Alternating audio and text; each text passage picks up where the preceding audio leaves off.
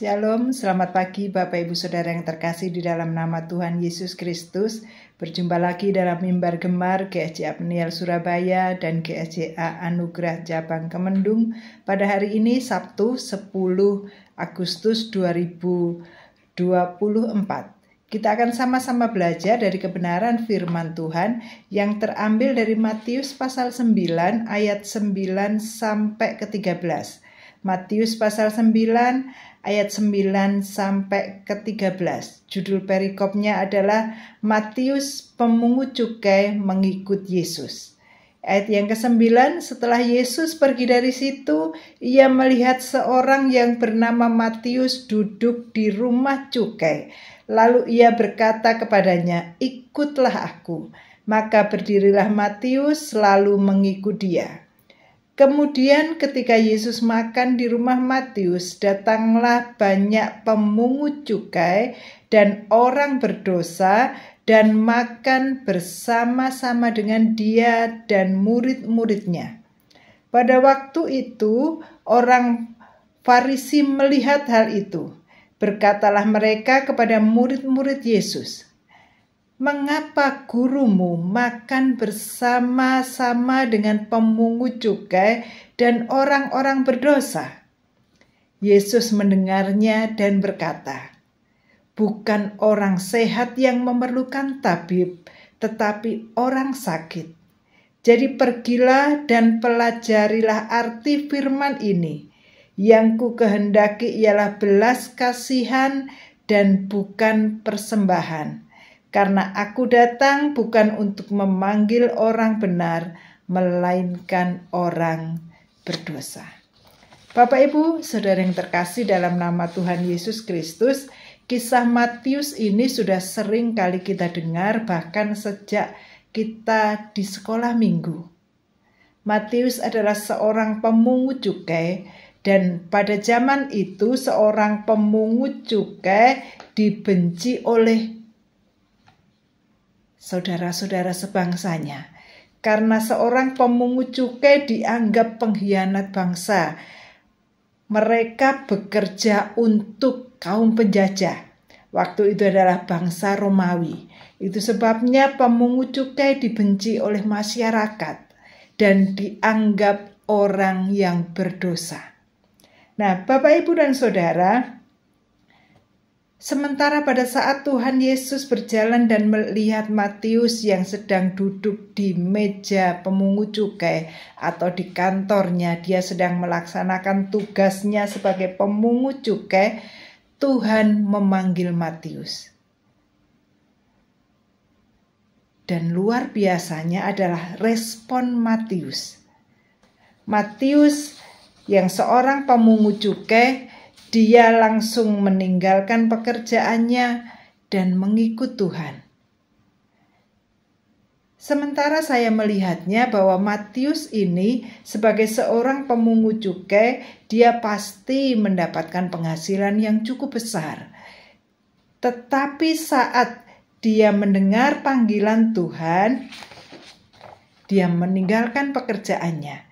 Dan kalau kita membaca di sini, kita sama-sama melihat dari kitab yang lain yang menceritakan tentang kisah Matius ini. Kita lihat dari Lukas pasal 5 ayat yang ke-27 dan ke-28 dikatakan, "Kemudian ketika Yesus pergi keluar, ia melihat seorang pemungut cukai yang bernama Lewi atau Matius sedang duduk di rumah cukai. Yesus berkata kepadanya, 'Ikutlah aku.'" Perhatikan ayat ini. "Maka berdirilah Lewi atau Matius dan meninggalkan segala sesuatu lalu mengikut dia." Saya ulangi, maka berdirilah Lewi dan meninggalkan segala sesuatu lalu mengikut dia. Saya yakin dan percaya tidak segampang itu tiba-tiba Matius berdiri dan meninggalkan segala sesuatunya. Tetapi inilah yang luar biasa. Matius menyadari bahwa pribadi Yesus adalah pribadi yang luar biasa. melebihi dari tokoh-tokoh pada zaman itu.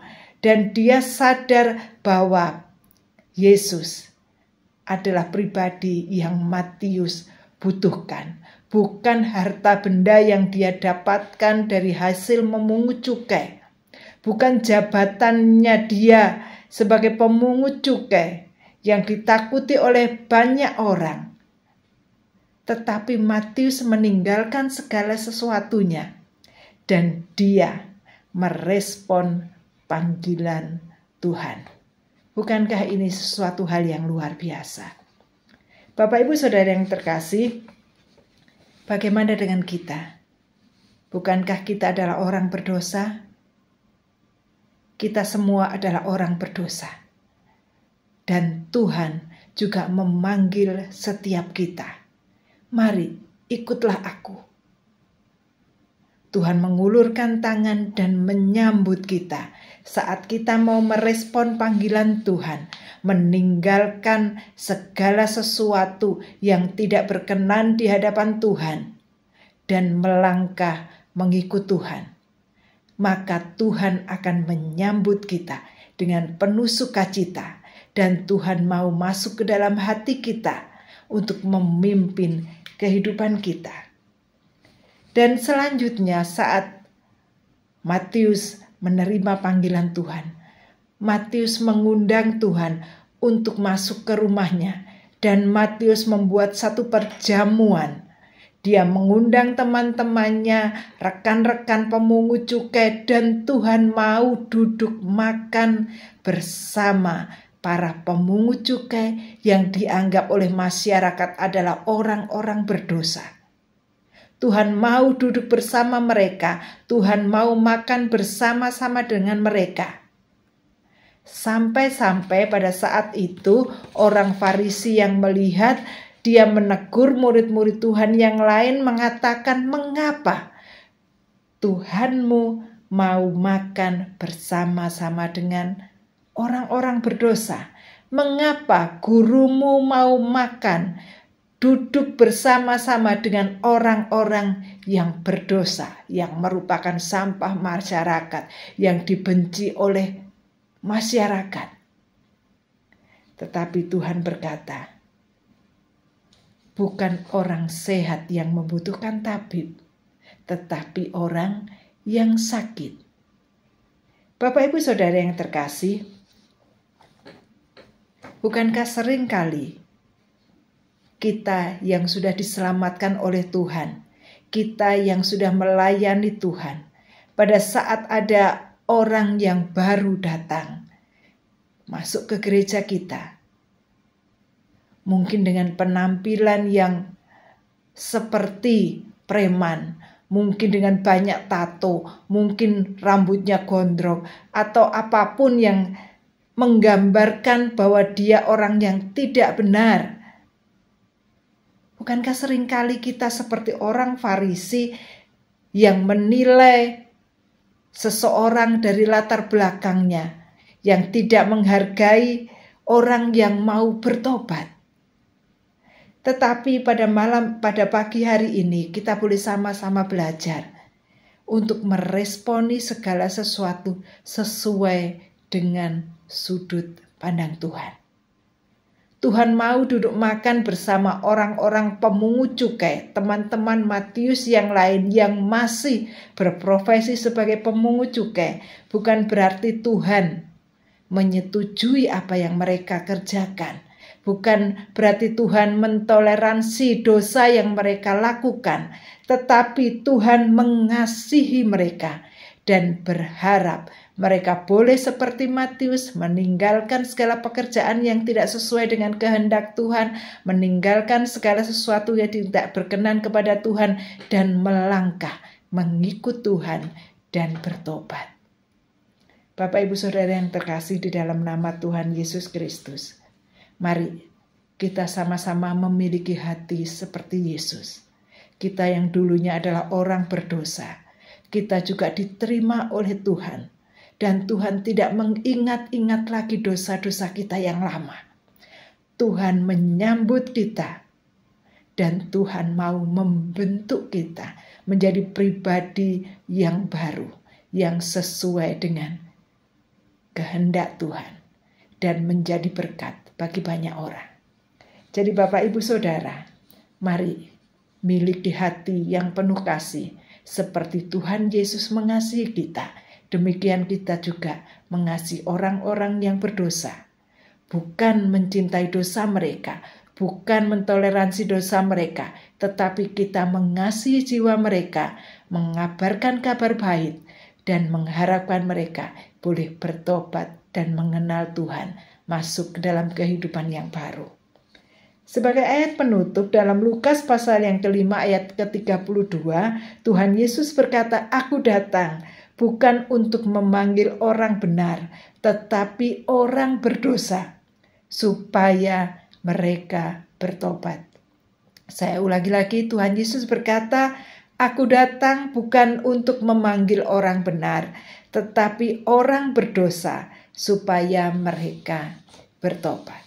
Bapak Ibu Saudara, kita yang sudah diselamatkan Tuhan, mari kita jadi alat Tuhan untuk menjadi berkat dan membawa orang-orang yang tersesat, orang-orang yang berdosa mengenal kasih Tuhan dan menerima Tuhan sebagai Tuhan dan Juru Selamat mereka. Tuhan Yesus memberkati Bapak Ibu Saudara. Kita akan berdoa. Tuhan, terima kasih untuk kasih Tuhan yang luar biasa besar atas saya, atas kami. Tuhan sudah mengampuni dosa kami dan mengangkat kami menjadi anak-Mu. Tuhan tidak mengingat-ingat dosa kami, tetapi Tuhan sudah menghapus dosa kami dan membentuk kami sesuai dengan karakter yang Tuhan inginkan.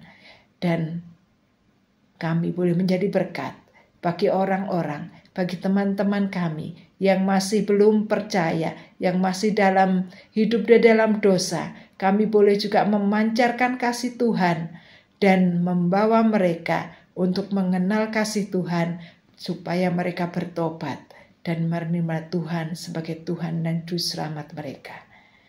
Berikan hati-Mu kepada kami ya Tuhan. Berikan kasih-Mu kepada kami, supaya kami boleh menjadi saksi Tuhan dan menjadi alat Tuhan untuk membawa jiwa bagi kemuliaan Tuhan. Di dalam nama Tuhan Yesus, haleluya, amin.